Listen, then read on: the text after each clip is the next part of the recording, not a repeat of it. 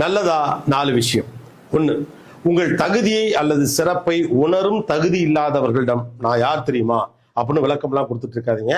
அந்த விளக்கத்தால ஒன்னும் விளங்க போறது இல்ல, வேலையை பாருங்க. 2, சொந்தக்காரன் என்ன நினைச்சா நமக்கு என்னன்னு பெரியவங்களுக்கு அட்வைஸ் பண்ற நாம தான் யாரோ ஒருத்தர் போடுற கமெண்ட்டுக்கெல்லாம் அப்செட் ஆகி முகத்தை தூக்கி வச்சுக்கிட்டு கவலையோட உட்கார்ந்துருக்கோம். சரினா எடுத்துக்கங்க, இல்லைன்னா இயல்பா கடந்து போங்க. இதுக்காகலாம் டயத்தை வேஸ்ட் பண்ணாது.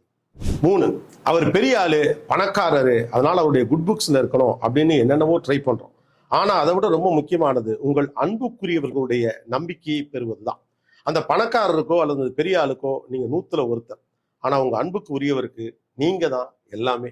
4, அடுத்தவங்க நம்மளை எந்த அளவுக்கு மதிக்கிறாங்களோ அதுதான் நம்முடைய வேல்யூ அப்படின்னு நினைச்சுக்கிட்டு மற்றவங்களை இம்ப்ரெஸ் பண்ற வேலைகளா பார்த்துக்கிட்டே இருக்காதீங்க. ஒரு கட்டத்தில் அது ஃபேக் ஆயிடும்.